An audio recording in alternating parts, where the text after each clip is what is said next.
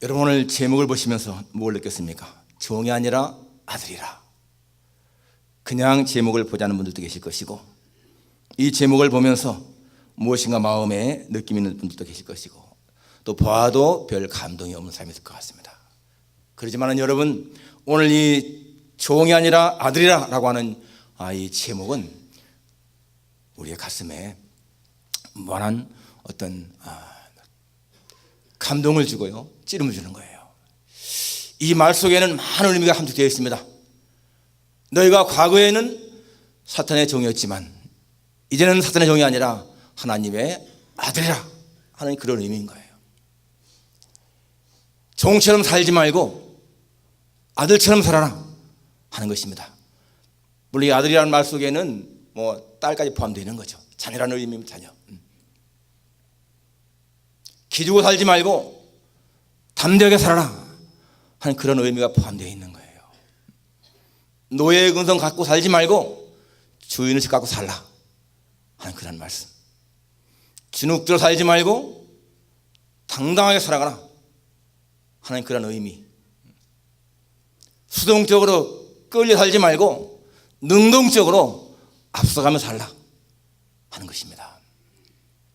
여러분, 종과 아들은요, 큰 차이가 있는 거예요. 아들은 자유인입니다.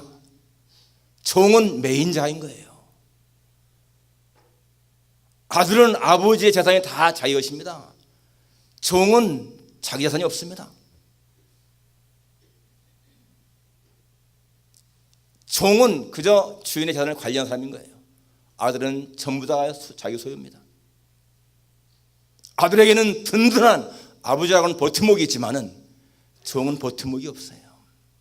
여러분이 종과 아들의 차이가 얼마나 큰 것인지 모릅니다. 종은 권리가 있는 사람이지만은, 아들은 권리가 있는 사람이지만은 종은 권리가 별로 없어요. 다 의무만 있을 뿐입니다. 근데 여러분, 정말 오늘 여러분의 삶이 종처럼 사는 것인지 아니면 정말 아들처럼 권세 있게 사는 것인지 한번 자신에게 질문해 보십시오. 우린 전부 다가 나는 종처럼 살다니요, 말이 아니죠. 나는 아들처럼 살고 있습니다 라고 말할지 모르겠지만은 많은 사람들이 종처럼 살고 있습니다. 종은 무슨 일을 할 때에, 물론 좋은 종들은 자발적으로 하지만은 대개 종들은 뭡니까? 그냥 시키는 대로 억지로 하는 경우가 많습니다. 우리가 살아가면서 무엇인가 억지로 한다면요, 그건 종처럼 사는 거예요. 교회 나올 적에도 교회 나오는 그 마음 발걸음이 무거운 사람들은 종처럼 나오는 거예요. 우리 11시에 예배 드린다라고 할 적에 그 시간에 맞게 그저 앞뒤로 나오는 사람들은 아직도 종과 아들의 경계선에 있는 사람들인 거예요. 정말 하나님을 사랑하는 마음이 뜨거운 사람들은요, 이 예배에 훨씬 전에 나옵니다. 하나님의 집이 좋은 거예요. 그게 아들의 모습인 것입니다. 그런데 우리가 과거에는 그렇게 종했다는 거예요. 그런데 하나님으로 말미암아, 그리스도로 말미암아서 우리가 아들이 됐다는 거죠. 오늘 이 4절에 보니까 때가 참에 하나님이 그 아들을 보내사라고 나오죠. 때가 찼다. 여러분, 이 때는 하나님이 메시아를 보낼 때를 말합니다. 때가 찼다. 하나님의 계획된 때가 찼다는 거예요. 그때가 이뤘다는 것입니다. 여러분, 하나님은 그저 아무렇게나 예수님을 보내신 것이 아닙니다. 이 세상을 다 준비해 놓으시고 예수님을 보내신 거예요. 때가 찼다라고 하는 것은 그 당시 예수님 오실 때에 이 세상이 메시아를 맞이할 준비가 되었다라는 것입니다. 정치적으로, 문화적으로, 그리고 종교적으로 하나님은 다 갖춰 놓았습니다. 정치적으로가 무엇입니까? 로마 제국이죠. 로마 제국은 그 당시 세계를 다 지배했어요. 그런데 여러분, 로마 제국은 아주 정치가 잘 되어 있었고 법이 잘 되어 있었고, 또 한 가지 뭐가 있습니까? 도로가 잘 정비되어 있었습니다. 그리고 이 로마 사람들은 다른 사람을 지배하게 되면은 그 지배한 나라에 자신들의 종교를 강요한 것이 아니에요. 로마의 종교는 다신교입니다. 그렇기 때문에 자기들이 정복한 그 나라의 종교를 그대로 인정해 주는 거예요. 로마가 이스라엘을 정복했지만은, 다스렸지만은 유대교를 그냥 인정해 준 겁니다. 믿으라 그거예요, 그대로. 만일에 여러분 로마가 다신교가 아니고 일신교, 유대인처럼 일신교였다면 어떻게 기독교 포장할 수 있겠어요? 로마가 자기들의 종교를 딱 굳게 정해놓고 이거 왜 믿지 말라 했으면 기독교가 퍼져나갈 수가 없잖아요. 그런데 로마는 다신교였습니다. 모든 신들 다 인정한 거예요. 그리고 도로를 잘 갖고 놨습니다. 그러니까 사도 바울은 그 잘 닦여진 도로를 마음껏 다니면서 복음을 증거한 거죠. 그게 정치적으로 이 로마 제국이라는 것이 있었고, 또 한 가지 문화적으로는 그리스, 헬라, 그 당시에 헬라 말, 이 그리스 말이 오늘날의 영어처럼 다 통용된 말입니다. 그러니까 성경은, 신약 성경은 처음부터 헬라어로 쓰여졌고, 그 다음에 처음에 히브리 말로 쓰여진 구약 성경도 BC 300년에서 100년 사이에 헬라 말로 번역이 되었습니다. 그것을 70인역이라고 하죠. 만일에 여러분 성경이 히브리 말뿐이었다면 히브리 말을 모르는 이방인들은 성경을 읽을 수도 없을 거예요. 그런데 헬라 말로 써졌으니까, 그 당시에 공통어가 헬라 말이니까 누구든지 다 읽을 수 있는 그러한 언어로 쓰인 거예요. 그러니까 사도 바울은 그렇게 헬라 말로 쓰여진 그 성경을 들고, 더군다나 사도 바울은 헬라 말을 쓰는 그 다소에서 출장하지 않았습니까? 그러니까 어릴 때부터 헬라 말로 교육받은 거예요. 그러니까 이 사도 바울은 그렇게 정치적으로 안정된 로마 제국에서 이 헬라 말로 쓰여진 성경을 가지고 다니면서 복음을 증거했어요. 그리고 히브리 종교, 그 당시에 히브리인들은 메시아 대망사상이 있었습니다. 메시아가 오신다고 대망사상.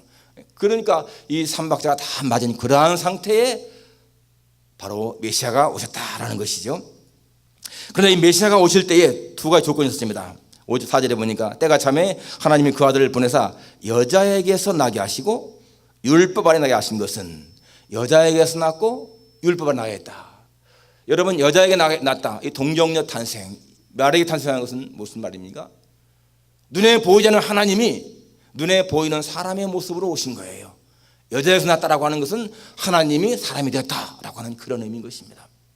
그리고 율법 아래 나게 하셨다라고 하는 것은 바로 율법을 지키는 자로 오시다 그 말입니다. 여러분, 예수님은 하나님이신데 그분이 율법을 지켜야 할 이유가 있습니까? 예수님은 율법을 지켜야 할 이유가 하나도 없으신 분이십니다. 율법의 제정자 아니십니까? 예수님이. 그런데 그분이 율법 아래에 율법을 지킨 자로 있다는 거예요. 여러분, 예수님은 세례 받았습니다. 예수님은 세례를 받을 이유가 전혀 없으신 분이십니다. 왜? 세례라고 하는 것은 죄를 씻는 것이거든요. 죄인이 죄를 씻고 새로운 피조물 되는 거 아니겠습니까? 예수님은 죄가 없으신 분이잖아요. 그런데 그분이 세례를 받았다고 하는 것은 무슨 의미입니까? 그분은 율법을 다 지켰다 그 말이에요. 율법 아래에 있었다 그것입니다. 여기 중요한 의미가 있습니다. 여러분, 예수님은 죄인이 아니십니다. 그런데 죄인처럼 그렇게 율법을 지키는 거예요. 그리고 또 한 가지, 여러분, 사람이 율법을 다 지키면 어떻게 됩니까? 죽지 않는 거예요. 율법을 다 지키면 사는 길입니다. 그런데 예수님은 율법을 다 지켰는데도 십자가에 죽으셨어요. 그것은 무슨 의미인 것입니까? 십자가에 죽어야 할 죄인들이 살 수 있는 길이 있다는 거예요. 우리는 죄인인데 예수님은 죄인이 아니신데도 예수님이 죄인처럼 죽으셨다라고 하는 것은 죄인된 우리에게 살 길이 있다 그것입니다. 그렇습니다. 여러분, 예수님은 율법을 지켜야 할 이유가 없는데 다 지키셨어요. 그것은 우리가 못 지키는 율법을 예수님이 대신 지키신 것이고, 예수님은 죄인이 아니신데도 죄인처럼 죽으신 것은 죄인으로 죽어야 할 우리가 예수님 때문에 살 수 있는 길을 열었다라고 하는 것입니다. 그래서 여기 율법 아래에 나셨다라고 하는 것은 굉장히 중요한 의미가 있는 거예요. 그리고 사절 마지막에 보니까 율법 아래에 나게 하신 것은 5절에 율법 아래에 있는 자들을 속량하시고, 율법 아래에 있는 사람들을 속량하시기 위해서라는 겁니다. 여러분, 이 속량이라고 하는 말은 이게 노예를 살 때에 지불하는 돈을 얘기하는 거잖아요. 노예를 살 때에 그 돈을 지불하잖아요. 바로 그것이 이 속량이라고 하는 말입니다. 그러니까 예수님은 우리가 죄의 종이었을 적에 우리를 위해서 대가를 지불했다는 얘기야. 예수님은 그냥 말로만 내가 너희를 구원한다, 내가 너희를 살린다, 그런 차원이 아니고 당신 자신의 몸을 값으로 지불하시고 우리를 사신 거예요. 그것이 속량이죠. 이 미국에 노예제도가 있을 적에 한 노예 시장에서 여인의 아주 날카로운 앙칼진 그 부르짐이 있었습니다. 그 노예 시장에서 이 엄마 노예와 아들 노예가 같이 팔려 나온 거예요. 근데 이 엄마 노예는 할 수만 있으면은 이 아들과 같이 팔리기로 했는데 이게 따로따로 팔려가게 됐어요. 그러니까 엄마 입장에서 볼 적에는 내가 이 아들과 헤어지면은 다시 만날 수가 없잖아요. 노예로 팔려가면은. 그러니까 막 사정을 하는 거예요. 같이 좀 사달라고. 그런데 사가는 사람은 또 따로따로 사가는 거예요. 그러니까 여자가 막 울부짖고요. 아들도 울부짖는 거예요. 그런데 마침 지나가는 한 노신사 거기 왔다가요. 그걸 보고는 더 많은 돈을 주고 이 모자를 다 사갑니다. 같이. 그리고는 자기 집에 가서 이 여인에게 내가 너에게 자유를 준다. 네 노예 문서를 불살라버리고는 네가 원하는 대로 살아라 그러는 거예요. 아들과 같이 살아라. 그러니까 이 어머니가 너무나 감격해서요. 주인님, 우리는 갈 곳이 없습니다. 내가 주인님을 모셔 살겠습니다. 그러니까 이 주인이 허락합니다.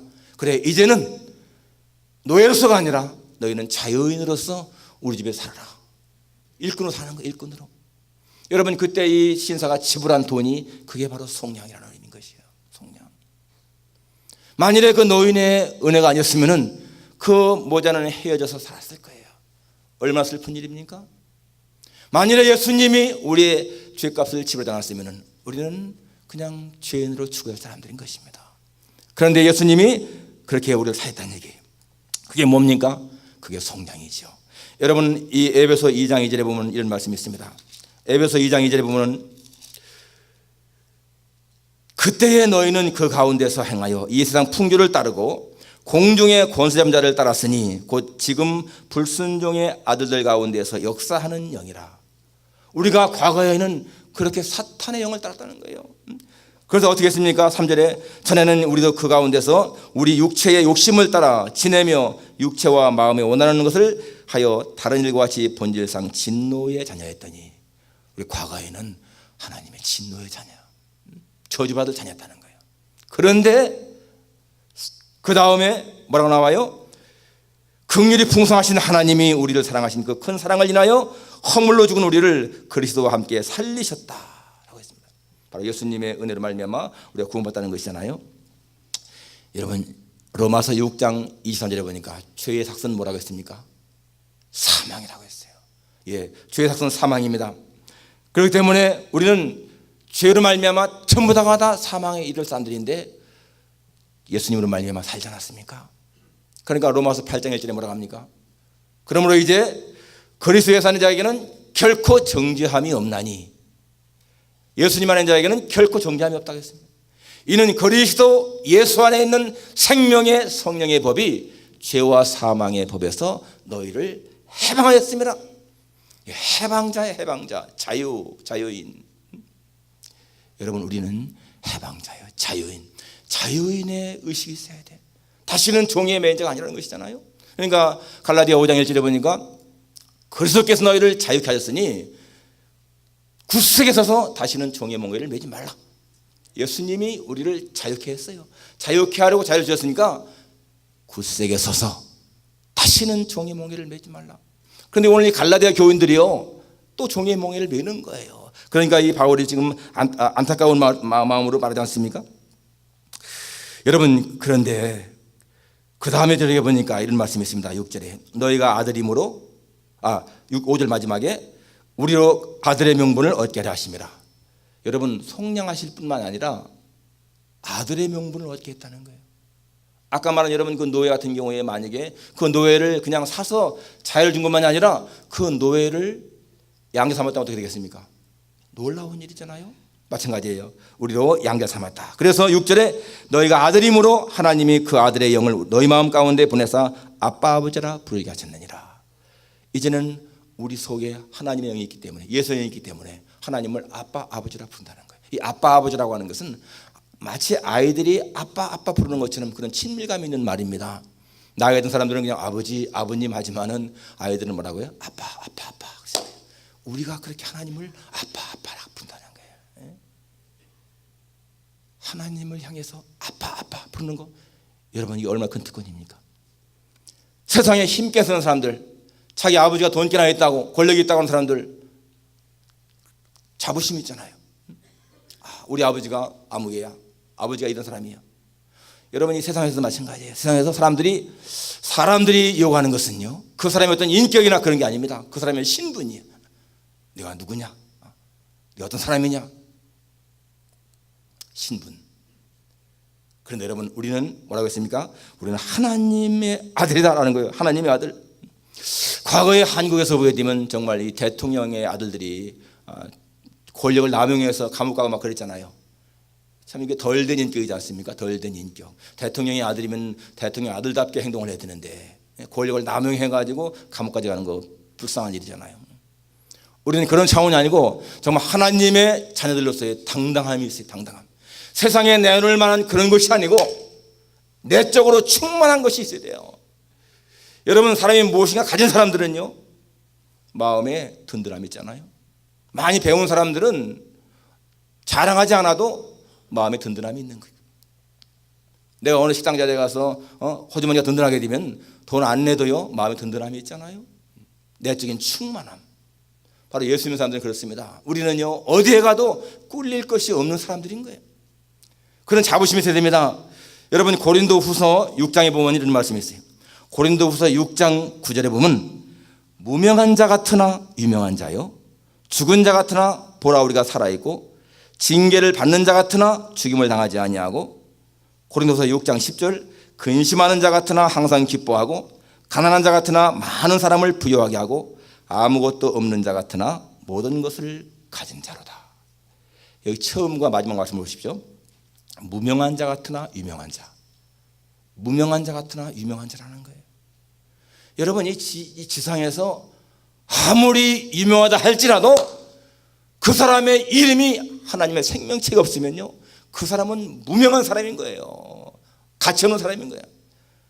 그런데 우리가 이 세상적으로 별로 그렇게 유명하지 않아도 하나님의 생명책에 이름이 있으면 우리는 하나님 앞에서 여러분 유명한 사람 아니에요?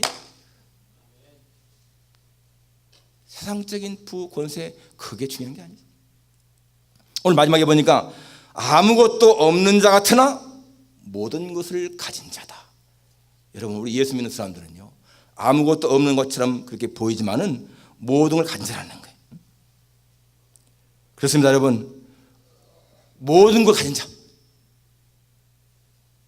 기억하십시오. 여러분, 우리는 죽을 때 천국에 한 푼도 가져갈 수 없습니다. 그렇지만은 저는 확실히 믿기는요, 이 땅에 사는 동안에 우리는 천국에 송금은 할 수 있습니다.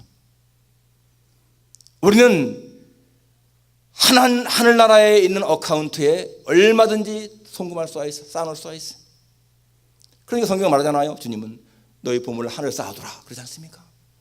하늘 쌓아두는 게 있다는 거예요. 이 지상의 은행의 어카운트의 밸런스는 적다 하더라도 우리는 천국의 어카운트에 쌓아놓을 수 있는 길이 많이 있습니다. 보물 하늘 쌓아두라. 거기는 점과 등록해야지 못하며 도적이 구멍을 뚫지도 못하고 도적들도 못하느니라. 저는 분명히 믿습니다. 나는 이 지상의 은행의 어카운트는 밸런스가 별로 많지 않아도 천국의 내 어카운트에는 밸런스가 많다는 것을 나는 확실히 믿습니다. 그렇기 때문에 마음에 든든함이 있어요. 든든함. 나는 하나님 말씀을 100% 믿습니다. 여러분, 여기에 자녀라고 하는 것이 뭐예요? 자녀. 자녀가 뭡니까? 우리의 신분이 하나님 자녀인데, 그러면 하나님이요 우리를 책임지시는 거 아니겠어요? 그분은 우리를 보호하시고 인도하시고 공급하시고 정말 눈동자같이 지키시는 거예요. 우리가 어떠한 고난을 당하든 어려움을 당하든 그럴 때 하나님 우리를 절대 보호하신다는 거 확신이 있지 않습니까? 하나님의 자녀의 권세 아니겠습니까? 여러분, 여기 지금 너희가 아들임으로 하나님이 그 아들의 영을 우리 마음 가운데 보냈다. 아들의 영이 뭡니까? 예수님의 영이잖아요. 그 예수님의 영이 뭡니까? 성령이지 않습니까? 성령이 우리 마음에 계십니다. 우리 몸은 하나님의 성령이 거하시는 전이라고 했습니다. 우리는 나 혼자가 아닌 거예요. 내가 혼자 어느 산길 간다 할지라도 내 속에는 하나님의 영이 계십니다. 나는 그것을 확실히 믿어요. 그러니까 어떠한 경우에도 주님이 나와 함께 있다고 하는 이 임마누엘의 믿음은 우리를 담대하게 하죠. 담대하게, 당당하게 하고 어디 가든지 기죽지 않게 하고. 그렇습니다. 여러분, 우리는 주눅들 이유가 없어요. 하나님의 영이 나와 함께 하는데 뭐가 두렵고 뭐가 무섭고 뭐가 걱정이 되고 근심이 되고 그렇습니까? 마음에 평안함이 있고 세상이 줄 수 없는 마음의 평강이 있잖아요. 그게 하나님의 자녀의 특권 아닙니까? 그렇습니다. 여러분, 우리는 하나님의 영이 내 안에 계시다고 하는 사실만 가져도 너무너무 기쁜 거예요. 과거의 우리의 모습은 주의 종이었는데 속량받았다. 현재는 하나님의 자녀 아들로 살아간다. 아들로 살아간다. 그런데 여러분, 그 다음에 또 뭐가 있어요? 7절에 그러므로 네가 이후로는 종이 아니오 아들이니 아들이면 하나님으로 말미암아 유업을 받을 자니라. 여러분, 우리의 미래는요, 하나님의 유업을 받을 자라는 거예요. 하나님의 모든 상속을 다 받을 자라는 거예요. 종은 가난하지만은 아들은 부유합니다. 여러분, 이 종은요 자유가 없지만은 아들은 자유가 있어요. 이 종은 주인 아래에 있지만은 아들은 아버지의 사랑 아래에 있는 거예요. 그러니까 이 종과 아들은요 너무너무 큰 차이가 있는 것이죠. 종은 애써서 주인을 닮아가려고 하지만은 아들은 태어날 때부터 아버지의 성품을 물려받아요. 그렇기 때문에 여러분, 이 종과 아들은요 너무너무 큰 차이가 있습니다. 이렇게 여러분, 복음은 우리로 하여금 과거에 죄에서 속량받게 하고 하나님의 아들로 살아가게 하고 그리고 미래에 하나님의 유업을 받게 하는 것입니다. 그렇기 때문에 여러분, 우린 내일의 소망이 있는 사람들이에요. 내일의 소망. 죽음 후에도 소망이 있어요. 저는 오늘 죽는다 할지라도 그것 때문에 아쉬운 거 없습니다. 죽음 너머의 세상을 분명히 믿고 죽음 너머에 예배하신 하나님의 나라를 믿기 때문에 그렇게 죽음에 대한 세상에 대한 집착 별로 없습니다. 그렇지만 여러분, 우리는 죽을 때까지 하나님의 은혜 가운데 소망 갖고 사는 거예요. 내일의 소망이 없는 사람들 불행한 사람들입니다. 내일의 소망이 없는 사람들 불행한 사람들인 거예요. 자살하는 사람들은 왜 그렇습니까? 소망이 없으니까 자살하는 거예요. 저는 8월 11일 여러분이 미국의 유명한 로빈 윌리엄스라고 하는 배우가 자살했잖아요. 저하고 동갑이더라고. 동갑 63세밖에 안 됐는데 로빈 윌리엄스 여러분 아마 사진 보면 금방 알 거예요. 너무나 선하게 생기고 아주 그 웃음 짓는 인자한 모습이잖아요. 1970년대에 굿모닝 베트남이라고 하는 TV를 통해서 그 프로를 통해서 그 월남에 간 장병들한테 굉장한 의료와 소망을 준 사람 아닙니까? 그리고 뭐 상도 많이 받았잖아요. 그런데 자살했어요. 스스로 목숨을 끊는 거예요. 많은 사람들이 참 안타까워하겠어요. 야, 그렇게 선하게 웃고 그렇게 정말 아주 그 인상이 너무너무 좋은 그런 사람 뒤에 얼마나 큰 고통이 있었으면 자살했을까 하는 그런 거. 여러분, 세상적으로 잘 사는 것처럼 보이는 사람들요 부러워할 필요 없습니다. 그들을 다 내부를 들어가 보게 되면 정말 사람들마다 문제가 있는 거예요. 문제가.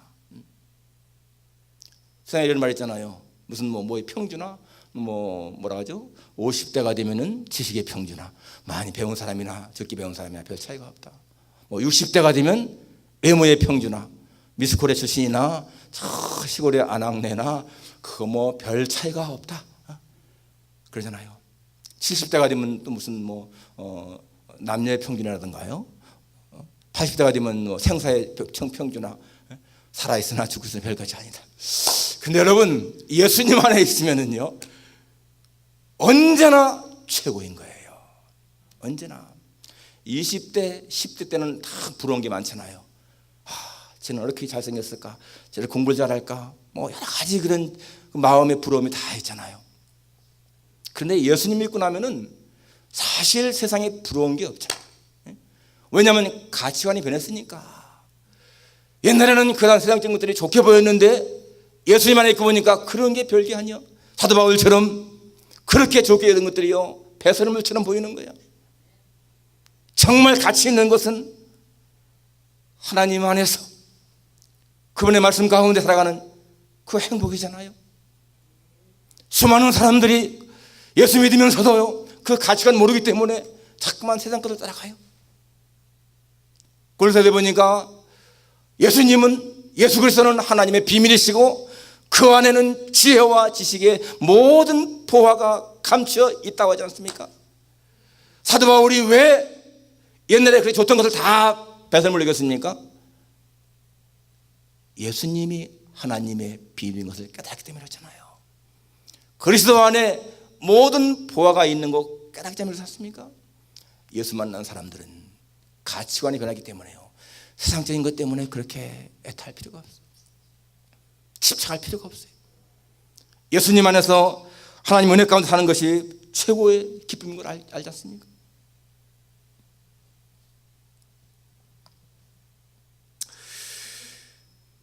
근데 오늘 이 본문에 보면은 사도 바울이 야, 너희들이 과거에는 그렇게 종이었는데 이렇게 하나님의 자녀가 되고 유업받았는데 왜 자꾸 과거로 돌아가려고 하느냐? 그것이요 8절 11절 쭉 나온 말씀인 거예요.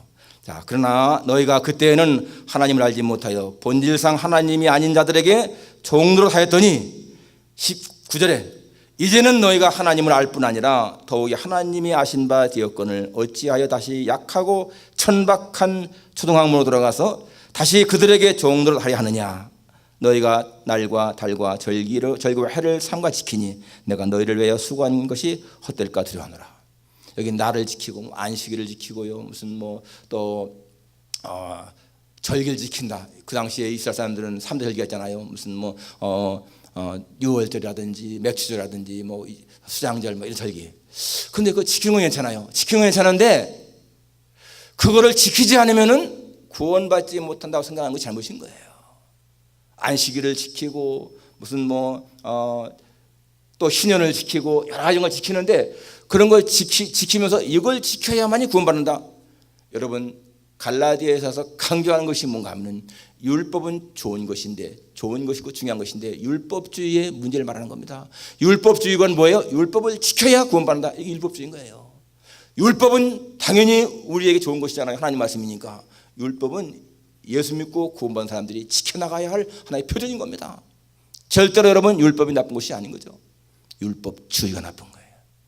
안식일 지켜야 되죠. 그런데 안식일을 지켜야만이 구원받는다. 이건 잘못된 거예요.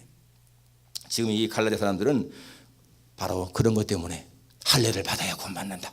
율법을 지켜 구원받는다. 이것 때문에 문제가 된 것입니다. 여러분 우리는 과거에 종이었는데 이제는 아들 됐습니다. 아들답게 살아가야 돼요.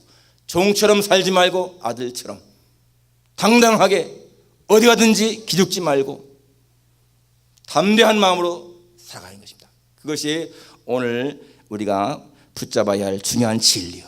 종이 아니라 아들입니다. 종이 아니라 아들입니다. 우리는 하나님 앞에서 이러한 복받은 것을 감사하면서 정말 아들로서 담대한 삶을 살아가시기를 주님의 이름으로 축원합니다. 기도하겠습니다.